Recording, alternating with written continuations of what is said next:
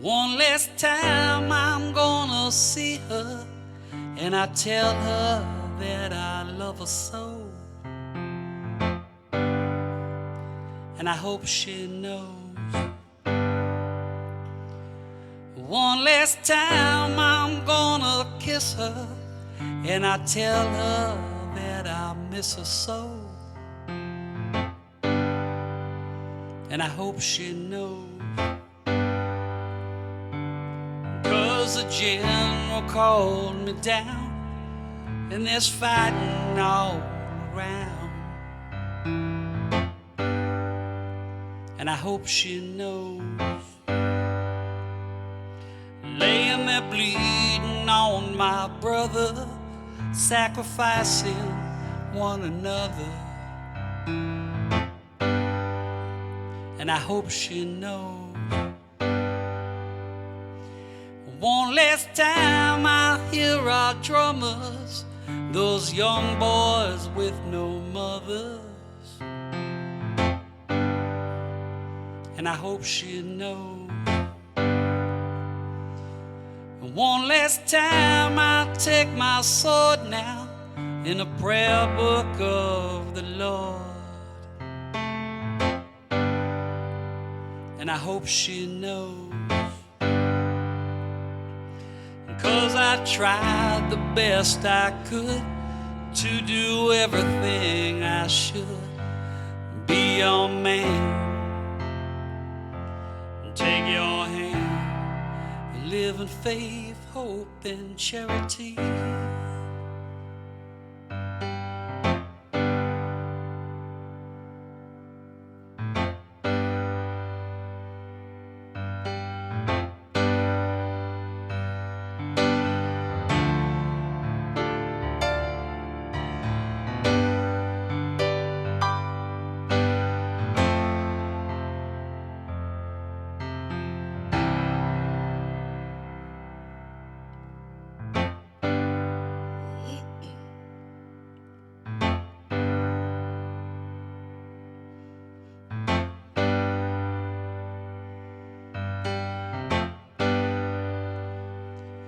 One last time the bugle calls us, with our rifles we stand tall now.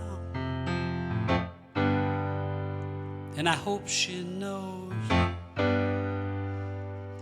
I can smell that smoke and powder as those sons of bitches yell louder. And I hope she knows. 'Cause it's a sea of gray and white, but our blue will hold the night. And though we might all lose our lives, we will never lose the fight. And I hope she knows. We fought on, yeah. I hope she knows. I fought on for the blue, yeah. I hope she knows. For the true, yeah. I hope she knows. I hope she knows. I hope she knows. I hope she knows.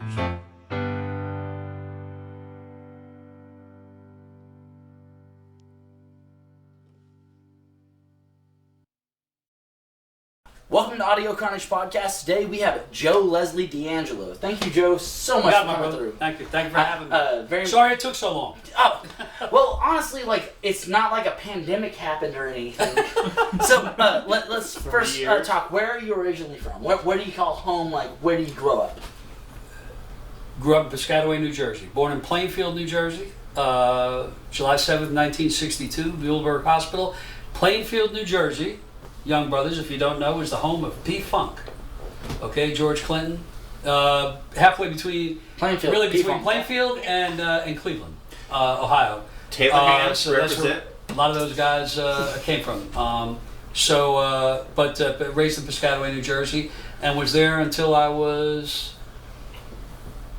53, and I'm going to be 60 now. Oh, it's really represent. It's really represent. Yeah. So born and bred in Jersey boy. So where did you like really cut your teeth as a musician?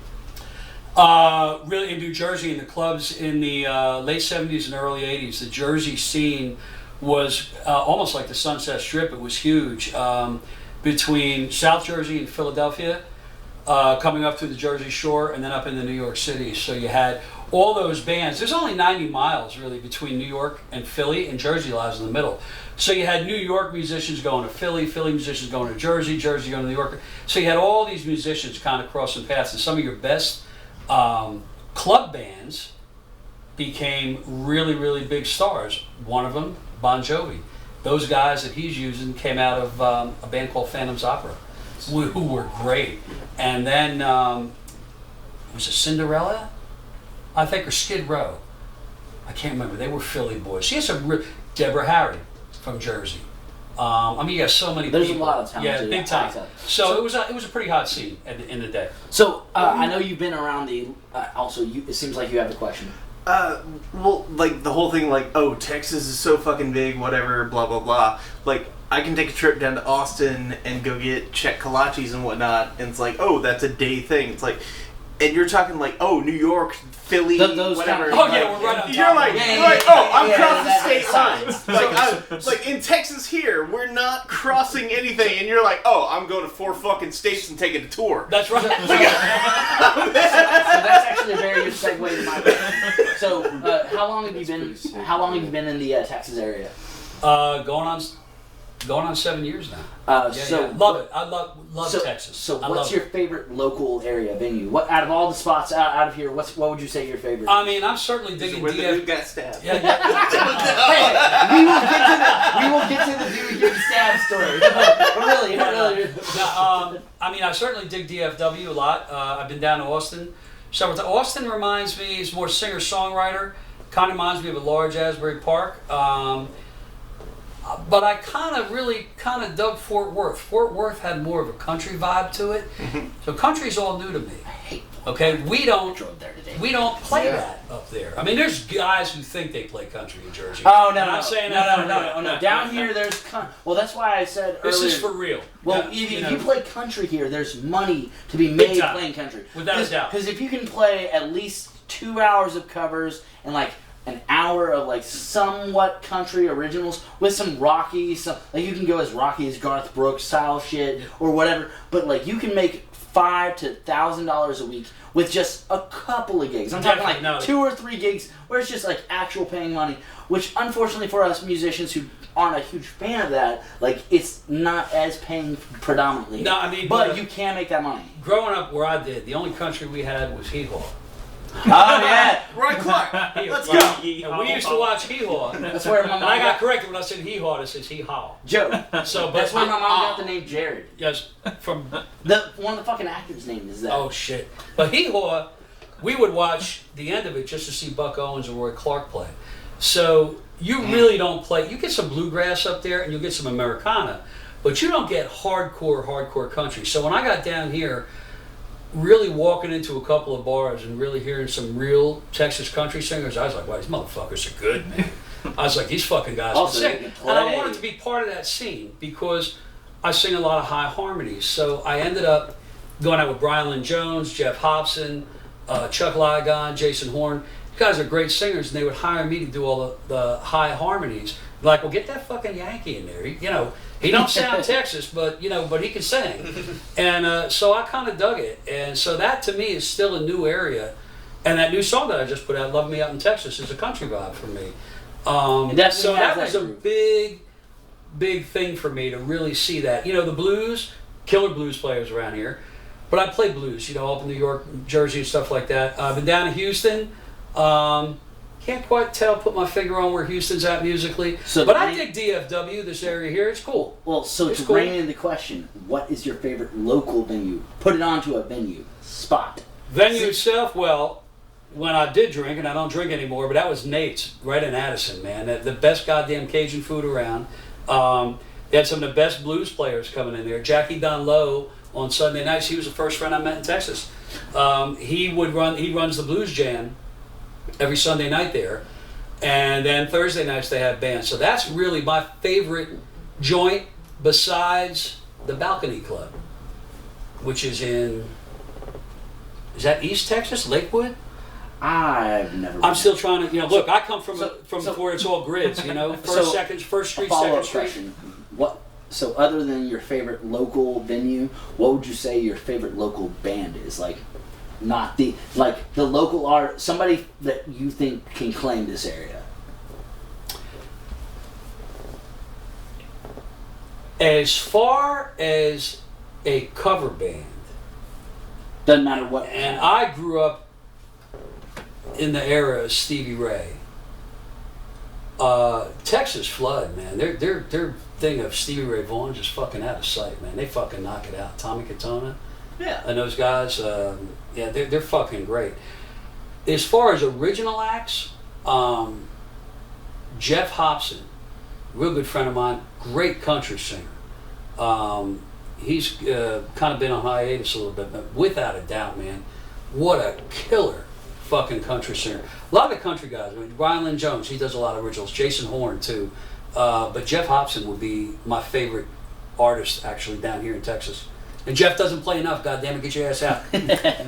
Hey, tell him to get over for the podcast. He's great. Well, one thing I would like for you to do is anybody that you can recommend for this kind of thing, like send as many musicians over this way. Absolutely, yeah. Because all I'm trying to do is document as much of the fucking talent that I can. Jeff would really be, as far as original artists, he'd definitely be my guy. So we actually jumped into everything I normally introduce everyone. So I'm Jared. Everybody knows me. Everybody's already met Joe. So let's go ahead and go through and introduce everybody else. We have Jake. I don't care for anybody. Don't find me. Don't look me up. I'm here for jokes. Nathan. Fight me. Nice hair on the end. Oh, nice. I'm Ethan. I'm in the band Strong Work. I've been on here before. And Nice I'm hair. enjoying the vibe of the place that I'm used to. So I wanted to introduce everybody because at this point, I have a list of questions, but really I wanted do any of y'all have anything that anything y'all were wondering about or any questions that y'all had? One thing that jumped out to me is I'm curious about what prompted your move to Texas. Oh, that's easy. My wife worked for AT&T. Yeah, she was... Shout out Joe's wife. I guess kind of a big shot. I don't know. They wanted her down in Dallas, so that's how we ended up getting down here. She said, listen, she goes, if we like it, I give them a year. If we don't like it, we go back to Jersey, we go to Nashville. She goes, I just got to drop you in a music city. You'll play. And we got down here, man, and we absolutely love it. But you know what? While I'm on this real quick, there's one more. I just want to say one more artist. Guthrie Kennard, without a doubt, who I play with quite a bit. Guthrie played with Ray Wiley Hubbard, written with Mark Beno, guys from Black Oak, Arkansas, Jim Dandy. Guthrie, without a doubt, and he, God bless him, man, he's still out there doing it. You got to check him out. Sounds like he came right out of the Louisiana swamp, man. He is really, really fucking good. Most definitely. So that's another of my favorite artists. I mean, I listen to their songs. Jeff and Guthrie stuff, I listen to it. So I got a quick question. Dream venue. Madison Square Garden and what's the Red Rocks are off limits because that's a regular one. Red Rocks, my buddies from Ween. I'm real good friends with Dean Ween, Mickey Melchiondo, so I play a lot with the guys from Ween. They play Red Rocks all the time. I would love to play Red Rocks. The dream venue would definitely be Madison Square Garden. Well, being a Jersey boy, You're gonna do it anyway. Well, I want this. Thank you for speaking about the two that I said that everybody says. Don't silence me. I want Madison Square Garden. The other one? Oh, probably Grand Ole Opry, man. Oh yeah, good list. Yeah, without good list. If I get a country tune. I could see you in sequence. Oh, Yeah, right. just You're don't, shining. just don't kick it Haters light. on the shining. Wait. All right. So what's some of the most prominent bands that you've been in? Like the ones that you feel like if you were to look up your IMDb, which is not a thing for IMDb bands. Well, no. Oh my god! No, it's like a list of bands and fucking artists. I'm sorry, I just had a fucking idea. Let's not negate the fact that this motherfucker here, Joe Morello, a lesson with Joe Morello, one of the That's right, I did study with Joe for a while. That's correct. first generation fucking know how to play a fucking trap set. Right, without You doubt, learned yeah. from him. And you got a lesson with Brian Sheffield Purdy. Bernard Purdy. Bernard Purdy. Yeah, Bernard Purdy. Yeah. But like, fucking, like, I can literally go, okay, first generation drummers, Joe, everybody fucking else. Yeah, they were when you. I studied with Joe Morello probably for about 6 months. Bernard, I probably took about a month or two. But when you're up with them, you walk in, you know you're in front of greatness. Half of the thing was not only, it's not just about the chops and all this stuff. It's how you approach music and how you look at it, how you make it work, how you make it feel. I mean, you know, you can have guys that can, somebody else is coming in doing singles 100 miles an hour. Who gives a fuck? Yeah. They didn't give a shit about that. They had that, but they were more about how you're approaching the music, where you're going with it, what you're doing for the band. They were big on that kind of stuff. So 3-minute solo you just did, great. But also, like, what are you doing for your band? Joe Morello would be the first one to say, if you get a 3-minute solo, he goes, that's the best way to lose a gig. Nobody needs a 3-minute drum solo. Yeah, Morello would be great with something like that. So, that was a big thing. You're really in the presence of greatness because they put upon you the whole theme and how to approach stuff, not just this little, okay, can your hand move this fast? It's not about that. You know, it's never about that with those cats. It never was. So would you say like the most striking thing about it was the economy with which they approached it? Yeah, that's a good word. Economy and simplicity. Don't overthink the friggin' shit sometimes. It's how you... Sometimes it's very simple. Well, for a drummer, the most important thing is to keep time. If you ain't keeping time, nobody gives a flying fuck how many fucking cymbals and tom-toms and double kicks you... Motherfucker, you better be in time. And you better be able to back that fucking band. Nobody gives a shit. I've told so many students, you're a cool-ass metronome. Yeah, like, you're going to be bored as shit. You're the...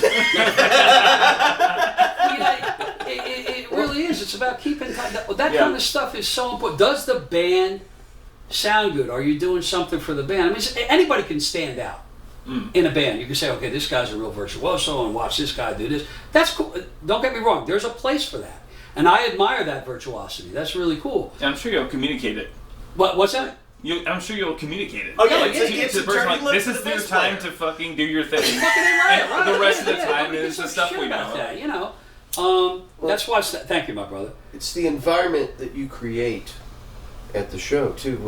It's what's going out to the, what the energy is. What the energy is. Yeah, without a into doubt. what Sometimes you're you're right. You're playing to the audience and everything. There's a flow. There's a term for it. The pocket. As a bassist, you need to be in the pocket. As a guitarist, you need to be in the pocket. As a drummer, you need to be in the pocket. Like, there's a sweet spot. Like, there's a time to show off, and then there's a time to fucking just sit there and be what is needed for the song. Yeah, that's correct. The other thing is, I just was talking to my engineer about this. Ty Robinson had January Sounds, great engineer. Sometimes you can have an artist who will play to the room. He's looking at the room, and he's going to say, well, these guys want to dance, or these guys want to do this, these guys want to make out, these guys want to fuck, whatever. Other times you'll have an artist who basically says, I don't give a rat's ass what that fucking audience wants to do, but I'm going to take you in with me. I'm not doing what you want. I'm going to play the way I play, and if you freaking hang long enough, you're going to get it, and I'm going to take you in with me.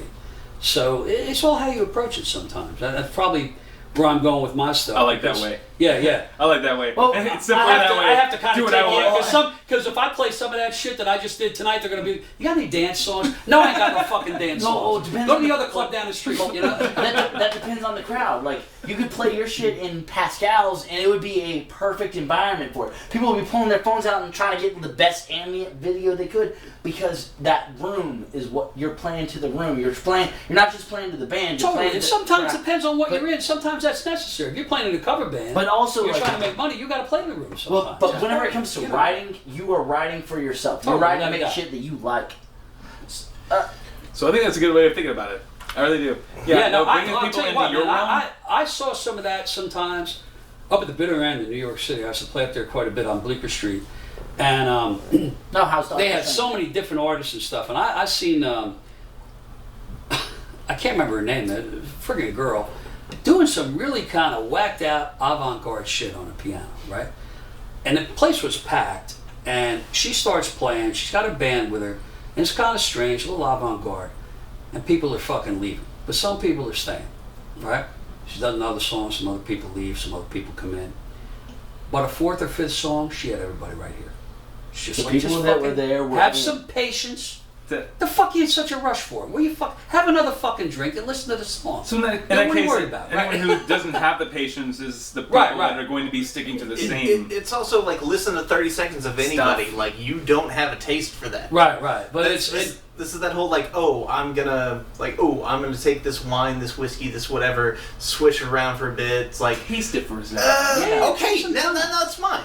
yeah, it's like listening to a Pink Floyd. You don't rush to a fucking Pink Floyd song ever. You just don't do it. They don't fucking rush. They don't make it like that, and you just don't do it. Hey, unless you're peeking on the ass, Yeah, then right. you're looking for messages. But you Yeah. don't rush through these fucking things. You don't 10 rush minutes through of the Grateful Wizard Dead. of Oz. Like, let's go. You know. Like, we're looking for the messages, man. I'm in Chicago. I guess a better way to phrase it would be to say, like if you can make a roller coaster out of the event that you're about to Totally. be. If you That's can- dynamics. That's up and down and If shit, then- man. Totally. That's I've said this a million times. I'll come back to it. Music and drumming, a lot of times, it's like getting laid. Okay, you just don't freaking sit there at one speed getting laid like that. That may be good for a while, but after a while, can you slow it down? Can you pick it up? Can we do this? Can we do that? It's not just one tempo. It's just because some people want to dance, or somebody else wants to slow dance. Or, Sometimes you might want to move to another Fucking room. right, No, man. let's go to the living room. No. The kitchen Couple sounds days later, good. you're Like, not proud All of it. right, but it happened. guys. So, on that Best eloquent That is the best one. allegory, or fucking whatever we would call that. So, what is song number one? tonight, you mean? But what I did tonight? Yeah, whatever order we're going to be releasing. Song number one tonight was "I Hope She Knows." I hope she knows. So, what was some of the inspiration for that? The inspiration was my son, my middle son, actually going off to war. We thought he was going to have to do another tour in Afghanistan. And they had just gotten married. And it kind of hit me hard. I was like, oh, Christ, don't tell me he's have to fucking go back over there again. And he'd already done a tour in Iraq and Afghanistan, and he actually won a Bronze Star over there in Afghanistan. We thought he was going to go back. So I started, the song was basically a soldier, leaving to war. One last time I'm going to see her. And then as I was playing it, for some reason or another, I was kind of looking at my tattoo, which is a Revolutionary War tattoo. And I thought about a soldier from the Revolution, and then somehow or another it turned out into a soldier from the Civil War. So it's kind of got a Civil War vibe. It can apply to anything, but it's got a Civil War vibe to it, So- without a doubt. And song two was, I know we did everything out of order. Song 2 was a new one that I just wrote. Yeah, that was a ballsy move. That's why it took me like 10 takes. That song is called How Deep You Gonna Cut Me? And I can't explain the song. I can only tell you each phrase is basically about a cliche or so in my life. But the song itself is just about life itself. And these cliches and how things approach you and how you're gonna do things and how you've seen things.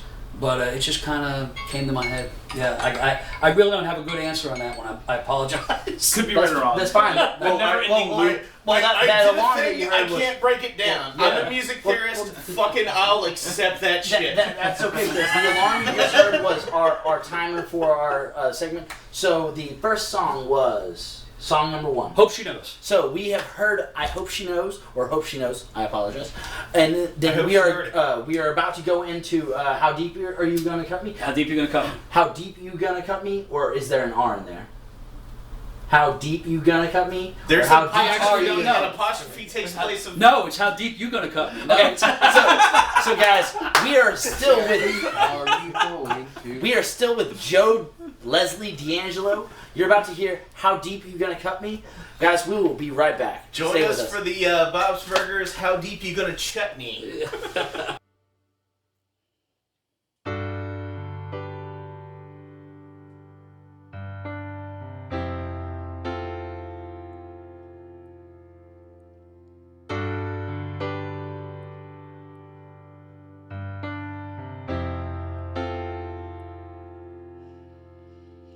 deep you gonna cut me with that knife.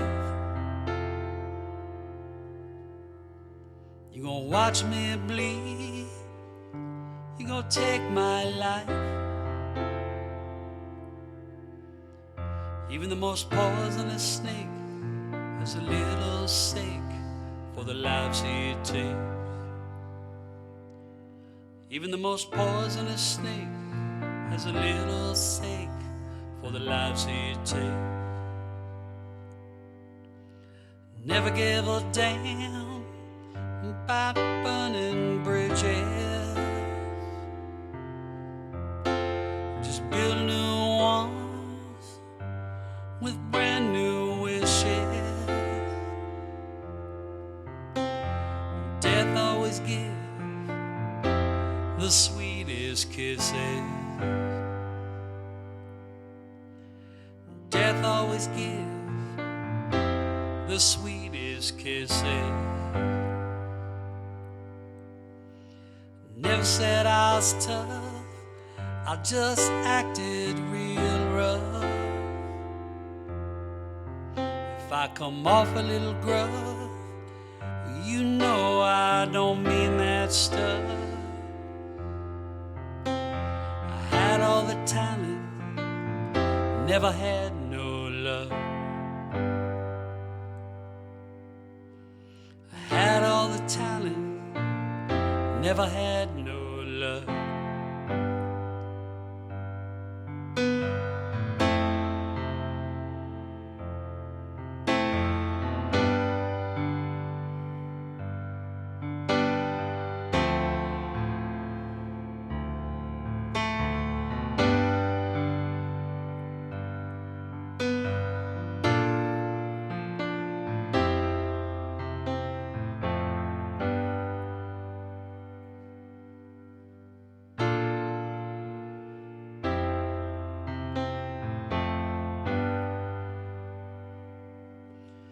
Never be a thief, I wouldn't know where to start.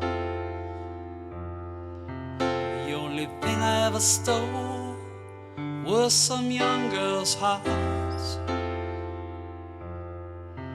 You could steal all the paintings, still have no art. You could steal all the paintings, still have no art. Loving young man, looking for that golden purse, becomes a troubled young man, still followed by some awful curse. Now a gentle old man, meek as a lamb, cries out for his nurse.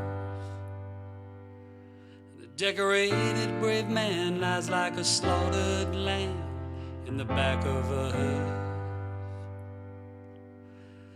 Deep you gonna cut me with that knife. You gonna watch me bleed. You gonna take my life.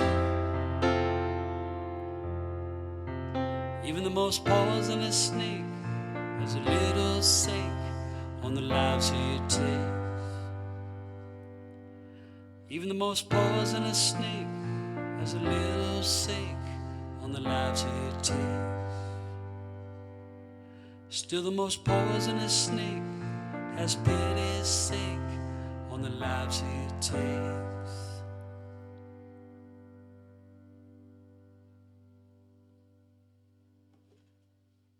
Go ahead. All right, Joe. What song did you lose your virginity to? Oh, so are we running? Yeah, we're rolling. Oh, it's all such. Okay.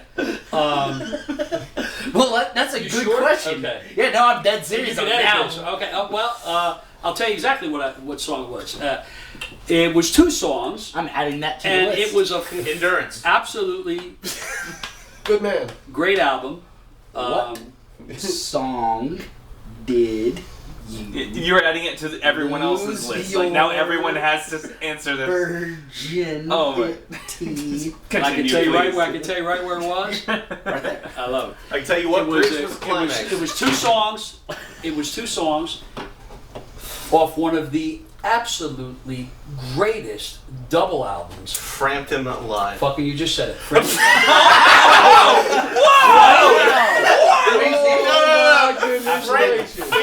Frampton comes. Yeah. Bingo, right on. That's absolutely. Frampton Comes Alive. Double album. It was the last 2 songs, which was Lines on My Face. I bet it was. and Do You Feel Like We Do? Lines on my face. Oh whoa! You want to get fucking laid, man. First, I gotta You want to say, get fucking laid. They're fucking great songs right there. Peter Frampton, without a doubt, my brother. The answer is Yeah. amazing. That The whole fact album you was great, called but it those was 2 a fucking songs- better. Yes, that's absolutely true. I mean, Fucking honestly, album right there. That's fucking big time. Yeah. honestly, for the people that know how You know how many long guys my age got laid to that album? Oh, was shit. it in Every one of them I would is people, the answer. I would argue at least 4. At least 4. totally. Probably For the 4. people that know how long those tracks are, They're if you're free not to walk- sneaking it past me, that you're kind of flexing right They're now. free- The fact that he said 2, like Well, you had half the, an hour. we had the Half record an- player wait, going, so half the, an fucking, the hour. record just keeps playing. So when it gets to the end, the fucking needle comes back and it fucking starts it over. Yeah, just go sketch. Lines on her face. That's a true story. All right. No shit. Go. In the car. No, my parents' den, what we used to call the rumpus room. My parents' den is probably. The rumpus. I was telling my freshman year, that's got to be about June of '77. All right, so we didn't have a fucking. So, it was great. so a slight left turn. We're going from things you enjoy to other things you enjoy. Favorite movies, books, entertainment, non-musical things. What things do you like to consume other than musical? I'm a big documentary guy. I love history. In fact, I think I was telling you guys, I took the Texas State test to be a social studies teacher. Should we get hit with COVID again and I can't play music, Happy birthday. Jack Ball Day. so I can teach social studies. Big history buff. I love all kinds of history. Big time on American history, but I like all kinds. So I'm a big documentary guy. Musical documentaries as well. What's your favorite musical documentary? Oh God, man, there's some really. Have you seen the most recent Get Back for the Beatles? I have not seen that yet. I heard it's great. It's I'm a big Beatles fan. I'm not even a huge I like the Beatles. It's No, just spoilers. well, Jake, if you haven't watched it, you have no fucking room of judgment. I'm not a Beatles fan. Well, I'm not a Beatles fan. What it is it's a history heard of somebody died. It's a history of filmmaking and recording for that generation. Like as an audio engineer, it's amazing. Like I don't give a shit about the fucking. Deserves respect. I'm just saying, like you're the one making. Not even just as an audio engineer, just as a musician, like the way Watch they portray the creative process. That's my hot Yeah. take. To where you realize, like, holy shit, But I've had these I'm not a huge exact fan same of them, but like conversations. it's a amazing documentary. But so well, moving on. What is your favorite music documentary? Like I'll tell you what, there's so many good ones. To really pick out a favorite, one of the ones I saw that was one of the best ones, you guys are, if you know who this is, Airheads? Herb Alpert. No, yes. Okay? You tried. Trumpet You player. could have gotten it right again, but it was wrong. It was Herb not Alpert Airheads. is called, Herb Alpert is, holy fucking, now I grew up with Herb Alpert. Herb Alpert was a trumpet player, kind of, Herb Herb Alpert was kind of like what Kenny G is in the 80s, okay? Really melodic, pretty shit. A lot of heavy jazz guys dissed Herb. Herb was great. You can't help when a Herb Alpert song plays and go, yeah, man, that's fucking cool. Yeah.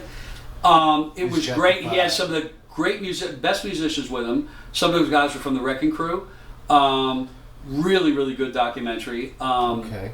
There's So, another good Pink Floyd I'll one have out to check this that I one can't out. remember the name of it. So Pink Floyd one. Yeah, with Sid Barrett. So what about Really good, What really about good. non-musical indulgent content? Movies? Documentaries, books, any TV Christ. shows, Alien any form of Resurrection. Horror, legitimately comedy, anything that's drama, not musical. porn.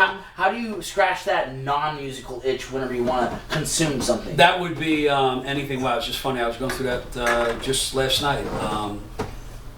Anything, growing up in Jersey, Al Pacino, Okay.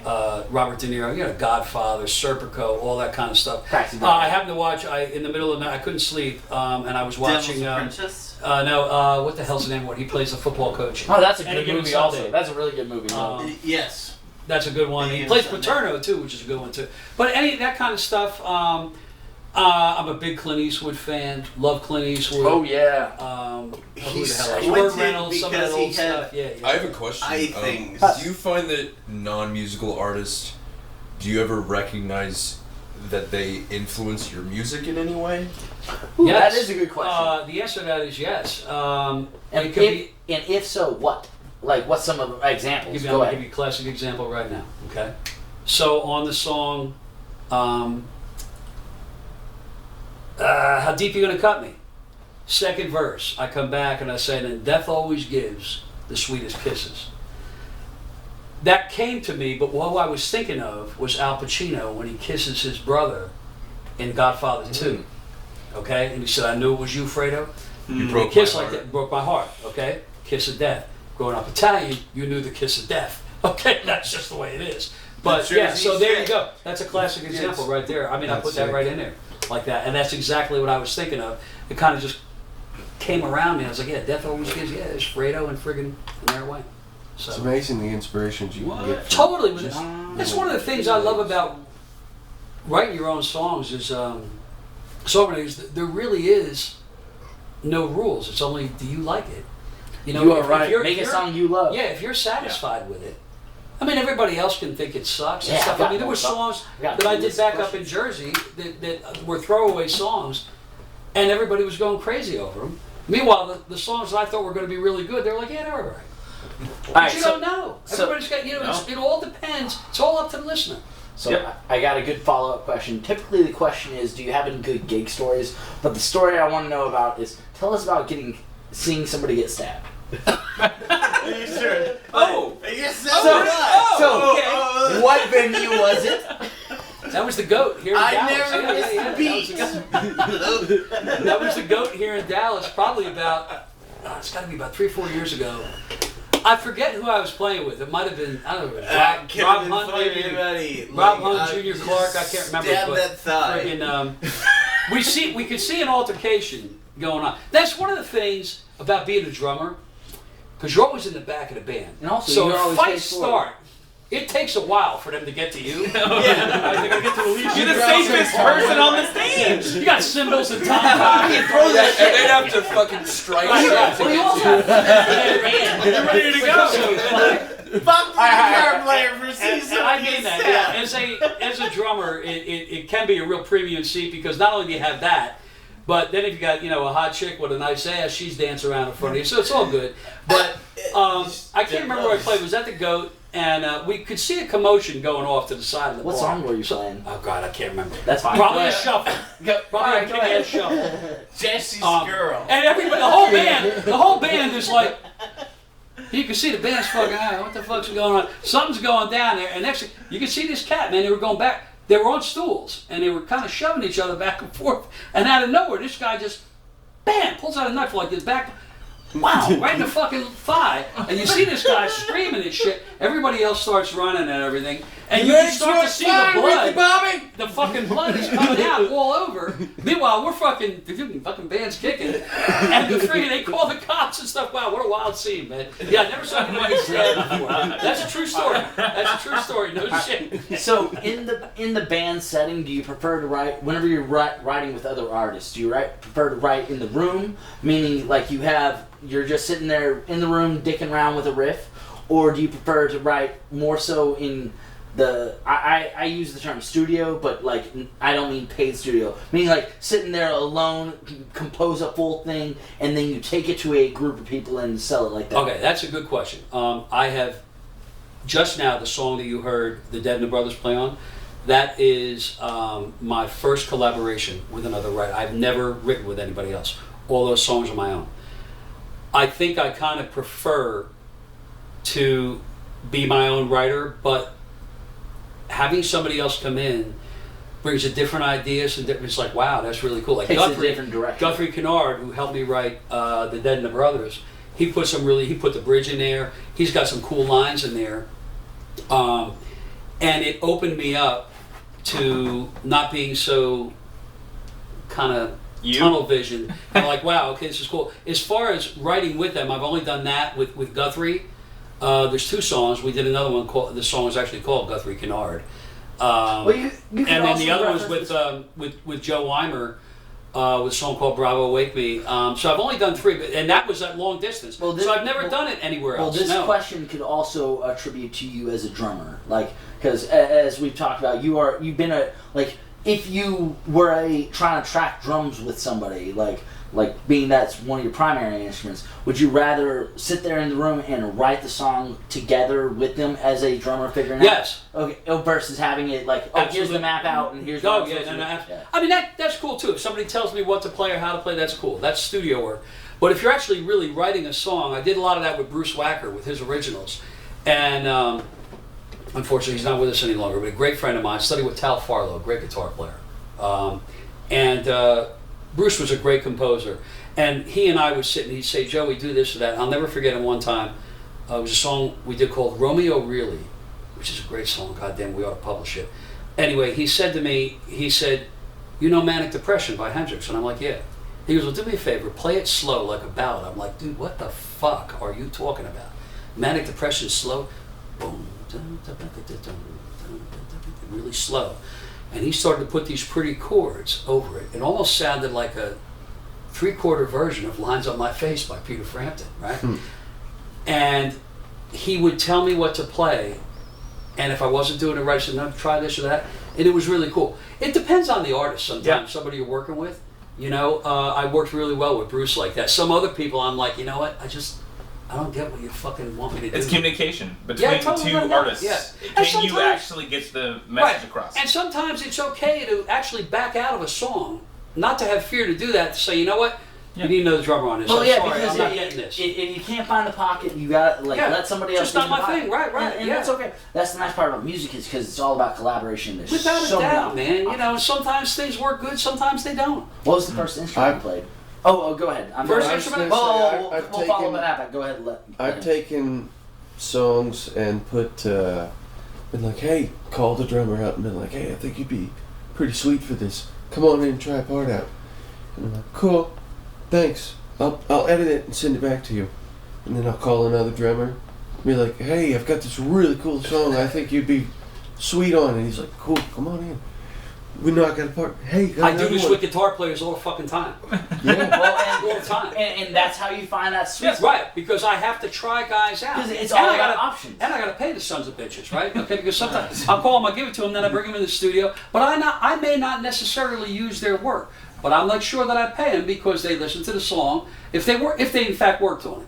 But sometimes you may have to go through 3 or 4 guys. Who the hell knows? You don't know.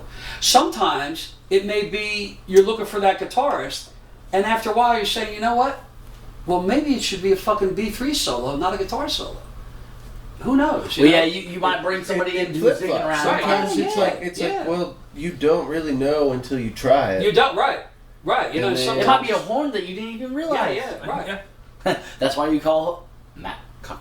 Sponsored by Matt That Cochran. we know that is a saxophone player. A that saxophone you ever player need a in fucking Denton, saxophone, Texas. like this Wow. one fucking killer. of He does it. kill it. He's part of my band. He's It's- so I can't- good. I can't help But like it. he's a Sponsor him here. studio saxophonist kind of thing. Okay. But so going back to my question, what was the first instrument you ever played? My voice. Your voice? So like Yeah. vocals, choir, Well, Right because up my on father it. was a jazz singer, so the first thing I could do was sing. first performance kind of thing with your voice then. Like, Oh, that Christ, you can sing with remember? My dad. Oh, God. Like, would you like a small club, a church, what kind of venue? Sounds like That home. would be Glee Club in 4th and 5th grade. So Where I had some solos and stuff too. Yeah. Okay. That was we used to call the Glee Club. Yeah. So was that at school? At school. Okay. At school. And then singing Did you at my do any, sister's wedding with my dad. Christ. Did you do any band in like grade school, marching band, high school? In high school, I was with. I went to Piscataway High School, and Piscataway's got a very famous band called Piscataway Super Chiefs, and we're real badass. I'll say that Super right out. Chiefs? Super Chiefs. That's so sick. The town's called Piscataway Chiefs. Chiefs is the mascot. It's like we were The almost band- racist, but we made it Yeah, good. the band is the Super Chiefs. The band gets the Super Chiefs. So that my junior year, we took the national title at Daytona Beach. I graduated in 1980, but in '81 they took it in Ireland. Yeah, sweet so I came out six. of drum corps and stuff like that. They were a real badass band, and I played in the pit band there. I played in jazz rock band. So and stuff just like like Nice. when you were in the pit, were you drums? drums. Yep, Okay. drums. So So drums really became Do you play from any, singing with my dad. He bought me a little drum set. It was an old used Slingerland. I had that, and then we had a upright piano. Do you So play piano was my instruments? second instrument. I can play guitar, but I really suck. First of all, I'm lefty.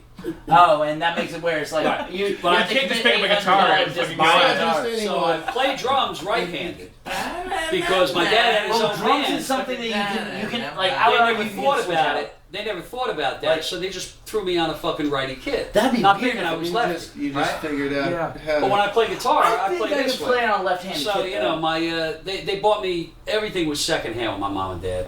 They gave me a fucking guitar, right? It's an acoustic guitar. The strings are 2 inches off the fretboard. Yes. Someone and left this in the car. The F chord ended my guitar career. I might have been the next Jimmy Page Well, if I could play an I F. can feel that on a personal Bro, level you so know, bad, as dude. a guitar You're teacher, you of know every how many fucking times I've guy. heard that? I know 2 years of not touching the guitar after F showed up. What is your favorite of your own songs to perform? Like your if you were saying like out of everything I write, this is the one that I love playing in front of people. Like it's my baby. A song called Chieftown, which is about where I grew up, the Piscataway Chiefs. So next time you gotta play that. Chieftown. Next It's time off, with the full band. it's off my album Tigers, Ghosts, and Love Songs. So just so you know, I have stuff on platforms right now. Which one's your tiger tattoo? Right. So you know, this is the true Joe Exotic Tiger King. Taylor Ham. Born Yeah. in 1960. Yeah, no. I swear to God, I've been saying this for fucking years, way before that shit blew up. Joe Exotic. Look, he has the stripes. Carol Baskins ain't got shit on this. No, that's my Tigers. I was born in 1962, the year of the Tiger, and we're actually in the year of the Tiger right now. Hey! We're in the year of the Water Tiger, which I was born in the year of the Water Tiger. So 2022 is the year of the Tiger. So You're it's like a good superhero. sign. Yeah. So yeah. tell us more about your favorite, favorite of your own songs. A song called Chieftown is probably one of my favorites. I When wrote did you that write it? about growing up in Piscataway. When did you write it? I wrote that about 2 years ago, and that's on my my album Tigers, Ghosts, and Love Songs, which is on all the platforms: Spotify, iTunes, all that kind of stuff, Amazon. It just seemed that every time I got on Facebook, I was losing a friend, somebody that I grew up with up there. Mhm. And as you get older, when you lose somebody like that, for some reason or another, you always think of them as a kid. You don't think of them how they are now. You think, oh Christ, man, I remember Bobby when he fucking was on his bicycle in second grade. Well, but that's So what- it hit that's me the hard. reference was. Yeah, it hit me fucking When was the hard. last time Yeah, you saw dude. them? And I was thinking about a girl who had passed away. It was a good friend of mine. And I wanted to write about how I grew up, and then when we die, we'll all meet again in Piscataway, in Chieftown. But the town is called Piscataway. The mascot is the Chiefs. Okay. You can't call it Piscataway Town. It's just too fucking long. So It's I said, weird. oh, what am I going We're to do with dead. it? You are right. That, We're is, not that doing does those not roll fucking off the tongue. words. Chieftown sounds Doesn't so work. much better. But Chieftown is cool. And what's interesting is that song gets a lot of hits off of Spotify and iTunes because it can relate to anybody's town. And especially as you're getting older, people are passing off, man. You're passing away. It's It's a sad. natural occurrence. But that's definitely one of my favorites. That one is another song called Better Men. which is on my first album. That's about all the World War II guys, my fathers and my uncles and stuff like that, people who fought for this country, and why we're able to do what we're able to do here right now. And I'm real kind of patriotic with that kind of shit. And I don't give a fuck what anybody else thinks either. Hell yes. Being patriotic shouldn't be something that is controversial. Being able to love where you grew up and what you were raised with is nothing. It is, but you would think sometimes today, it's almost controversial. You know, well, Jesus the world Christ. is looking for. The world is currently looking for clickbait hatred articles. Like they're looking for people to be. Go ahead. No, that's right.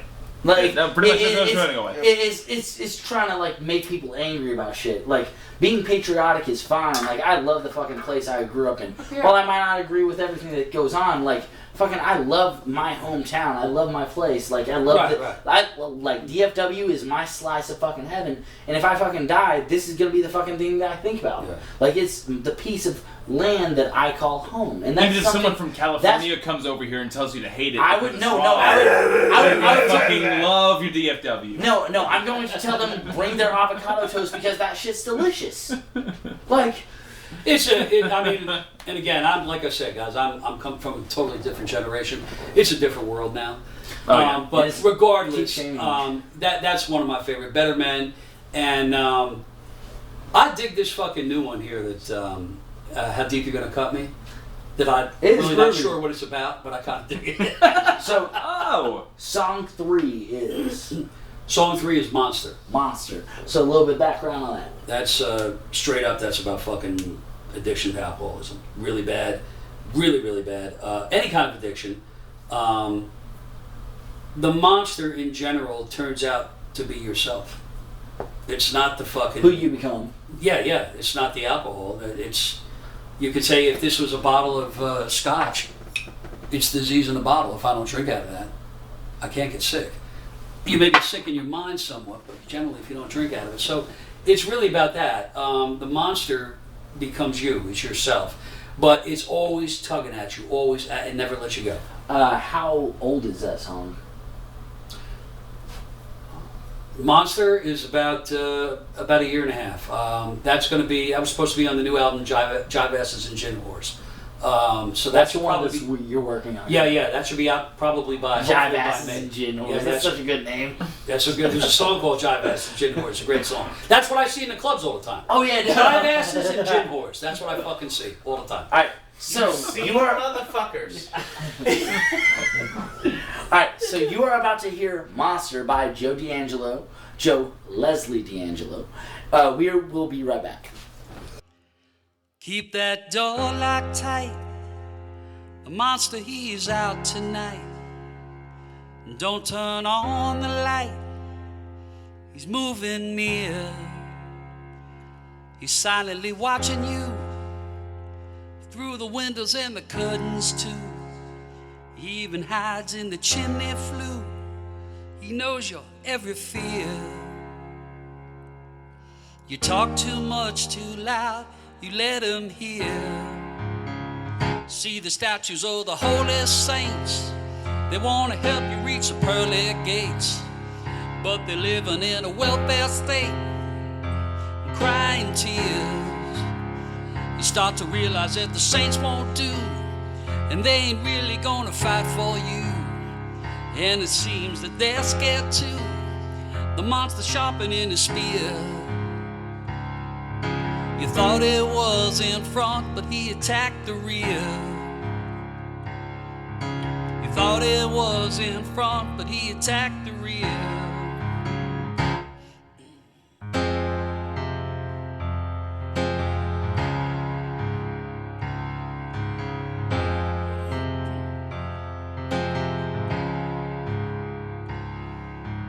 Thought it was in front, but he attacked the rear. You thought it was in front, but he attacked the rear. Now you start to see him hanging round the city bars when you go downtown. The one who looks just like a murderous clown, hard staring at your beer. You think back when you were a little boy, the end results make you paranoid. And the monster, he is overjoyed. He tilts his glass to cheer. left your courage at home. Yeah, you forgot your gear. You left your courage at home. Yeah, you forgot your gear. Monsters say, and you will do whatever he wants you to. You know he never gonna leave you alone. He's at your front, he's at your back. You cannot stop the attack, and you feel his teeth sink right through your soul.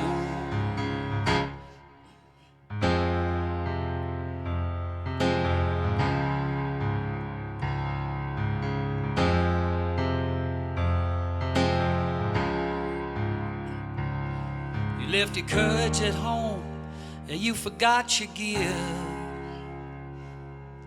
You talk too much, too loud, you let him hear. And you know that you can't outrace his evil eyes and his ugly face, but you can't bear the disgrace of your own fear. You stare back into his evil eyes, and it comes to you as no surprise. And the look is one you recognize. Yeah, you were always near. You take your pride out of the closet and you hold it dear. You take your pride out of the closet and you hold it dear. You take your pride out of the closet and you hold it dear. And you realize there ain't no monster.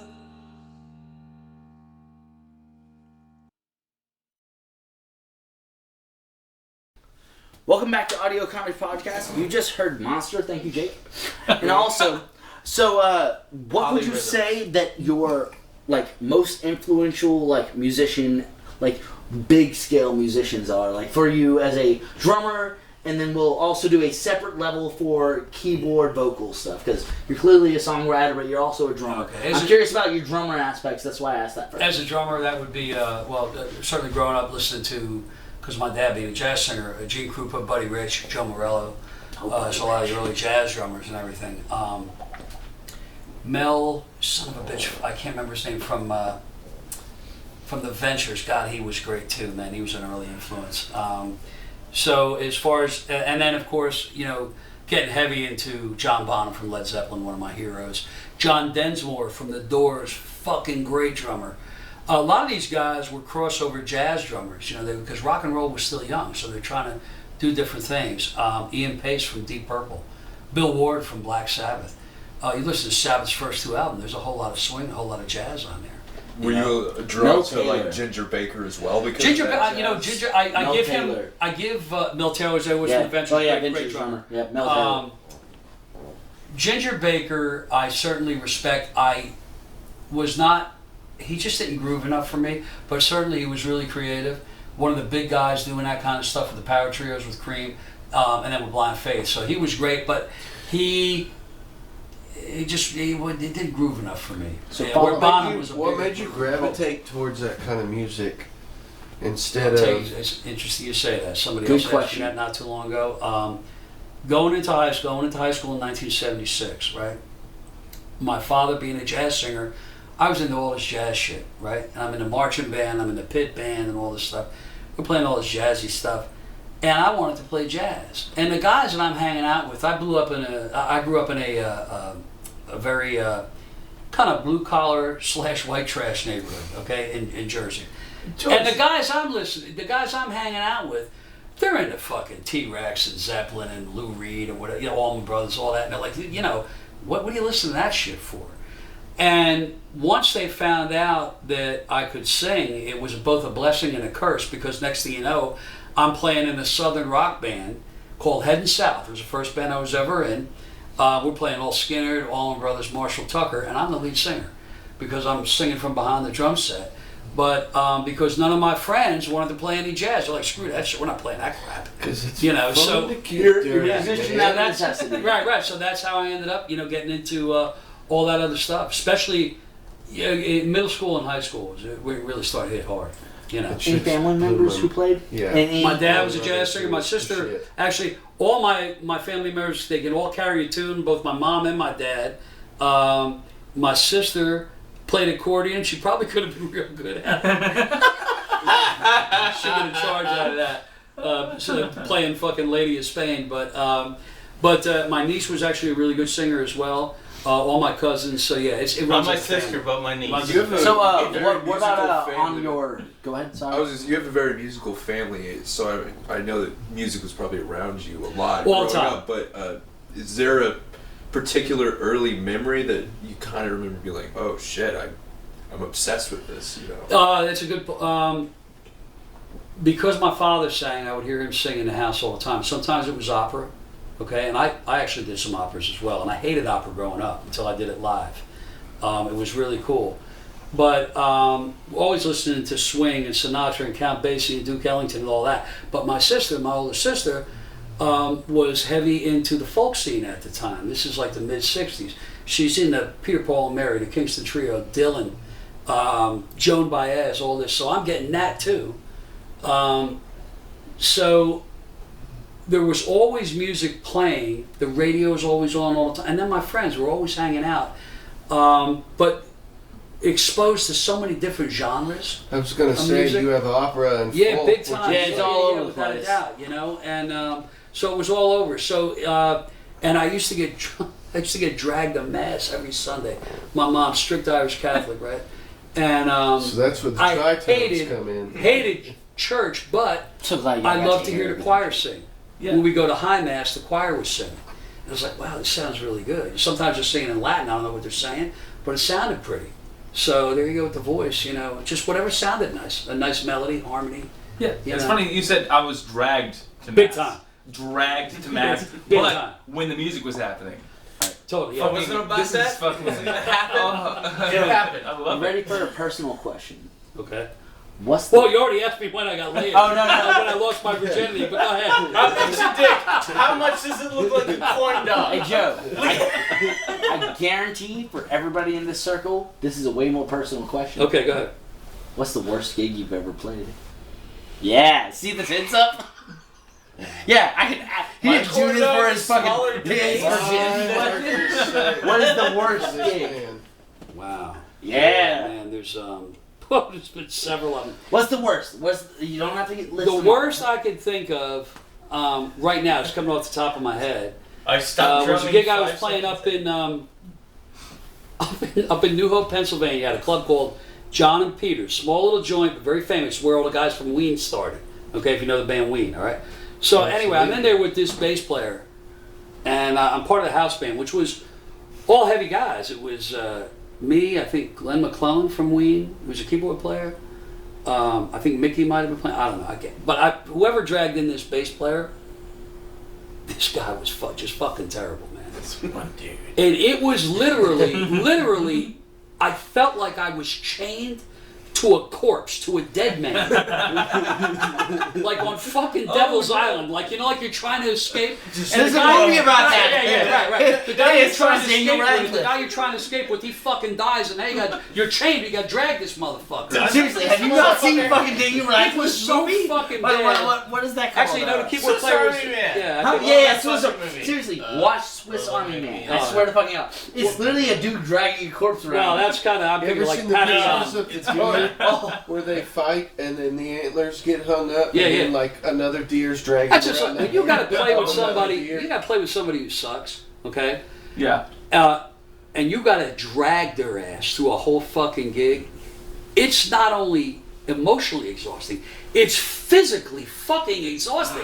And you're playing. It's like, dude, where the fuck are you at? What? Are you, it is so difficult, Bass you know. player And that's can't one that I play can the think. room. And actually, now as I'm thinking, I think it was my buddy Billy Levinson on keys because he was a lawyer. And Billy said afterwards, he said, "All right, mea culpa," which in Latin means my fault. Because I fucked up. I hired this guy. Oh my god! I said, dude, this is like. Actually, So good it's to funny, know. but Mea I culpa. tell Jackie Don Lowe down here all the time if he hires me as house drummer for Nate's. I said, dude, make sure there's no fucking corpses on this fucking gig. I knew exactly what you mean. no corpse. Fucking You've so talked about yeah, this. that's one I can think of. Yeah. So, a very light question. What's your favorite musical?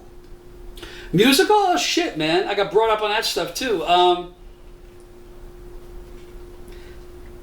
Oliver. Oliver? Okay. Oklahoma? Nice. Do you have a close Damn second? Yankees was the second one, was the first one that ever played pit band in. But certainly Oliver in Oklahoma. Any close seconds or thirds that you want to reference? Fifths, sevenths. Oklahoma's a bit rapey. Oklahoma. At that point. I'll tell you what. I did happen to see. What was the one that was on Broadway? It was about. It's a rock show. It's Cats? No, Rock of Yeah, Ages. assholes. Rock of Ages. Oh, yeah. I saw that on Broadway, and I had friends of mine who were actually playing in that band on Broadway.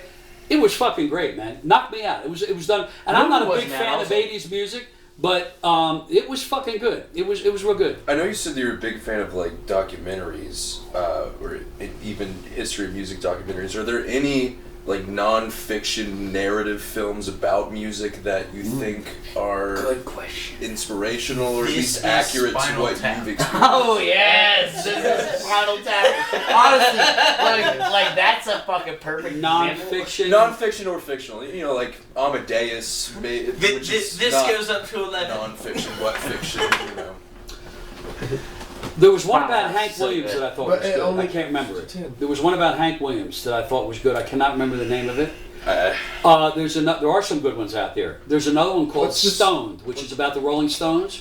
Check that one out. When they were getting rid of Brian Jones, really fucking good. That was a good one. What's the Scruggs? The Ballad of Buster Scruggs. I know that. Yes. Palette of Buster. That's a fictional movie That's about an it. Owen Wilson. That's a whole Yeah. thing. That's a movie on Netflix. It's worth a watch, especially for a It's a musician. western about the guys that did the Big Lebowski. Alright, It's like told in vignettes. So, The guys- first one starts with like kind of like a country western like song ballad, which is really Oh good.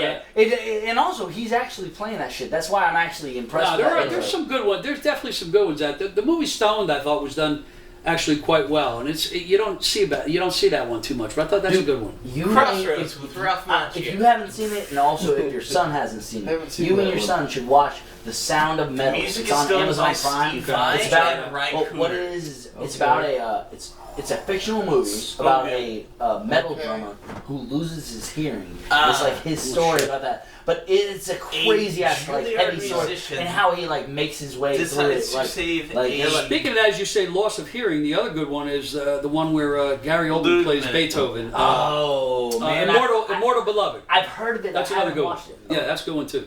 Absolutely. No, So- Crossroads. Just Crossroads is decent too. It gets a little. No. It's a little campy sometimes, It's but it's Ralph good. Macchio. Yeah. But Oh yeah. Well, Ralph he does a Macchio's fair job faking. No, he fakes it. Ralph Macchio is a Juilliard student that plays classical music, but befriends this blues player in an old folks' home. And this guy's like, "Oh, I sold Have my y'all soul not to seen the this? devil at Crossroads." What the fuck are y'all I doing mean, here? I Get out of here. I don't- Go home and watch no, this. good now. fuck. That I don't movie. have a life. You are home. Go upstairs and watch it. Oh, that movie. That's fucking. In That's fact, the one. don't even go home. Go in his room.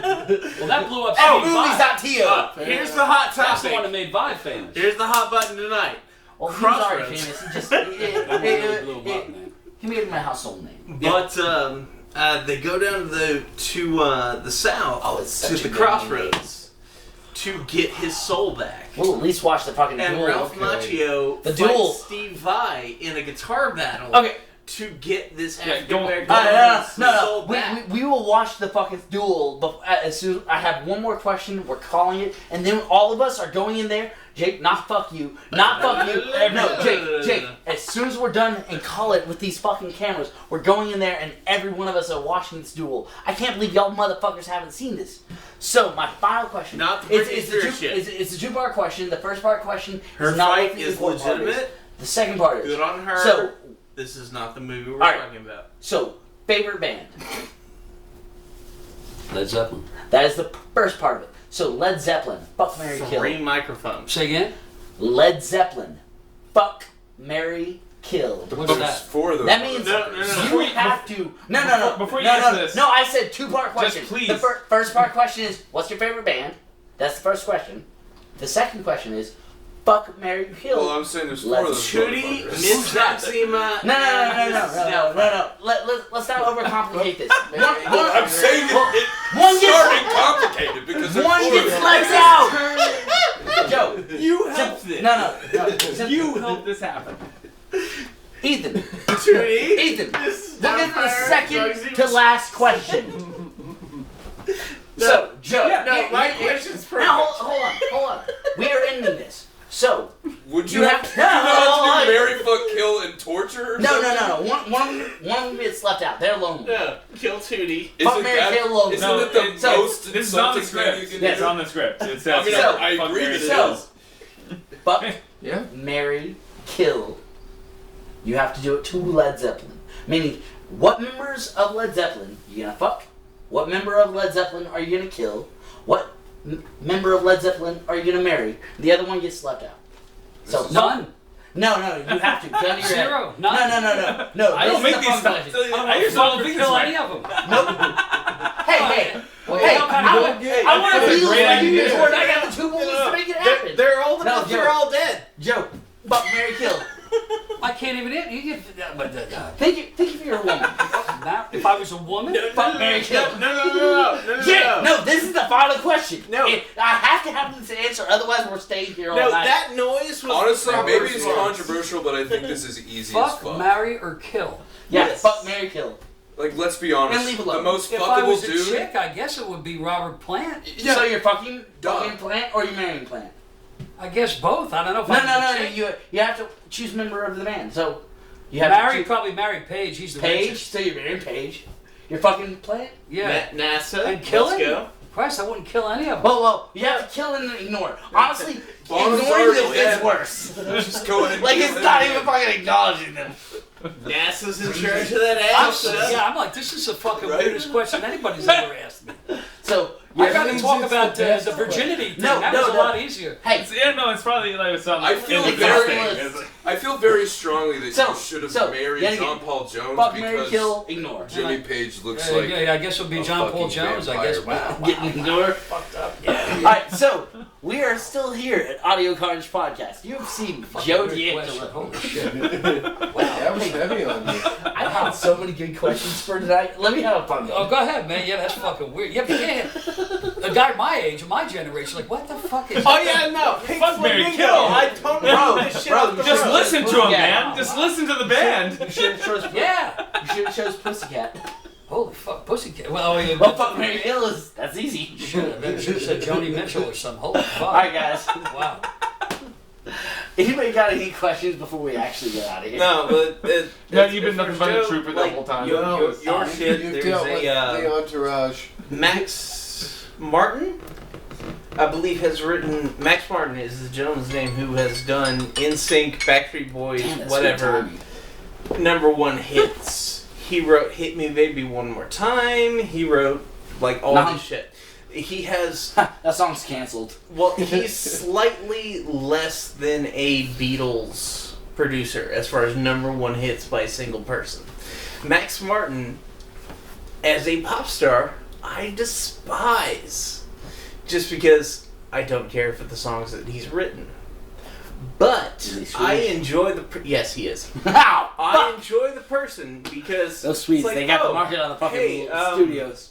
You really like Janis I Joplin. love you. How would Janis Joplin have handled that song that you wrote for Britney Spears? And his response was, well, she probably would have handled it pretty fucking bad because she was dead when I wrote it. So,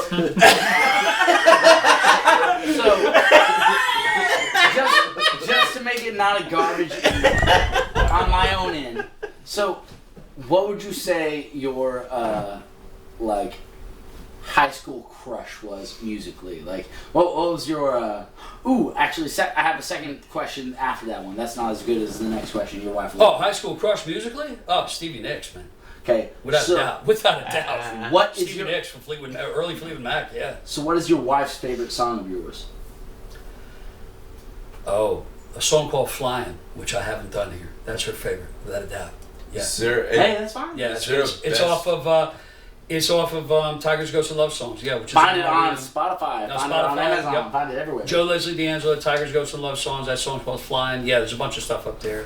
And So- my new single that I just released too, Love Me Up in Texas. So where can we find you? What's the easiest way to find all of your content to be able to like have all of our viewers be able to? You could go to my website, joeleslieDiangelo.com, or you can go on. How do you spell the Diangelo? Just to make So sure. it's Joe, J-O-E, Leslie, Leslie, Diangelo, Dangelo. So and that's just without any. No symbols? no apostrophe to right, nothing, none of that fancy bullshit in there.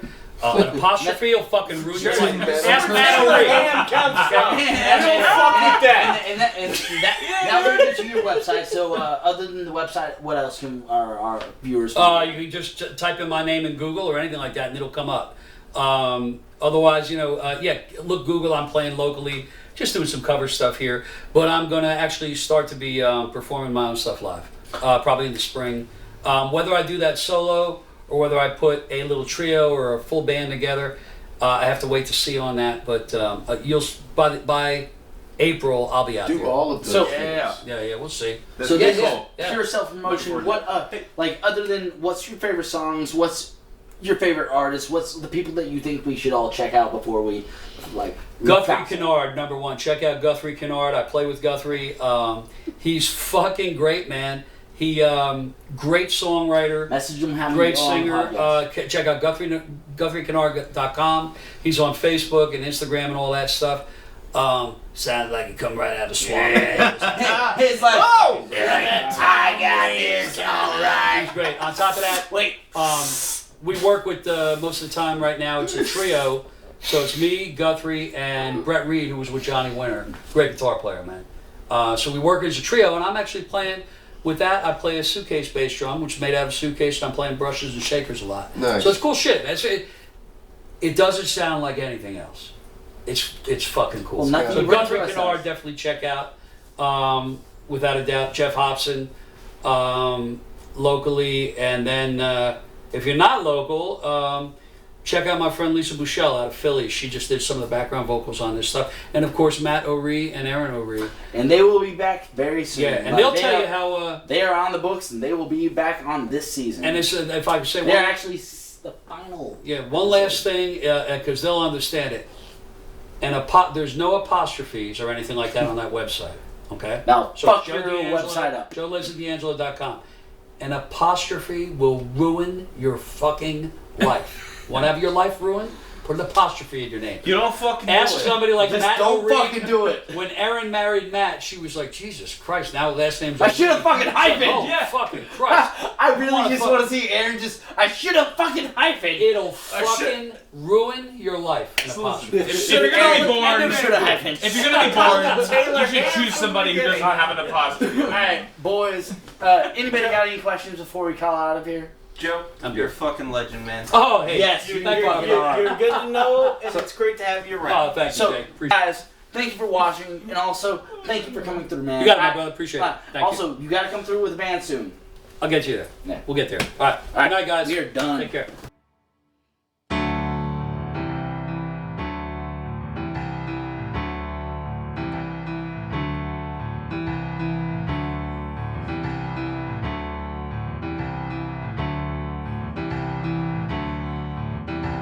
Watching you dance in the summer that evening, hair hot and thick, sweat drips from you like a charm.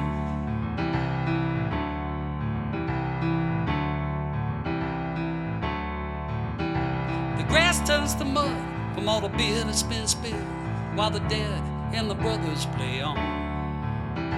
The dead and the brothers play on.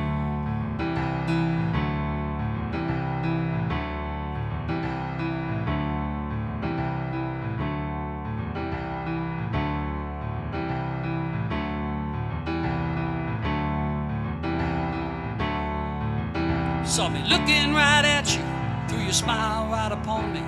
I answered right back, and you waltzed real slow across the lawn.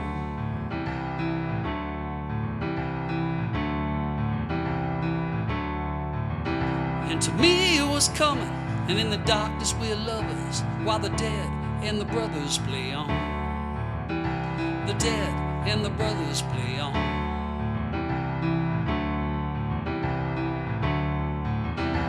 Lying in wait for the rain, Softly you call out my name.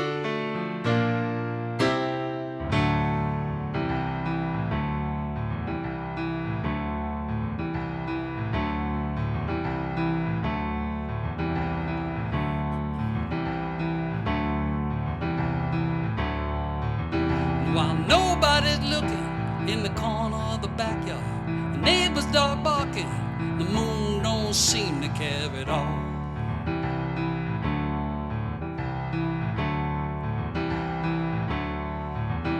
You tie back your hair and lose all your senses, my ink on your flesh neath the warm Jersey pines, talking about nothing till the early morning hours, while the dead and the brothers play on. The dead and the brothers play on.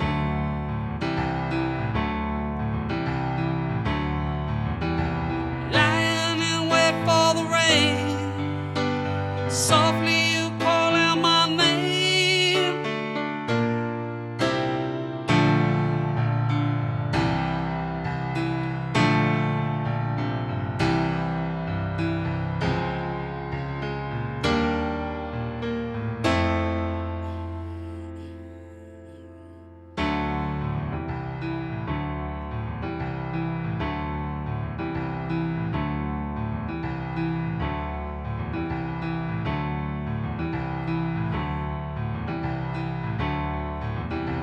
Watching you dance in the summer that evening, air hot and thick, sweat drips from you like a charm.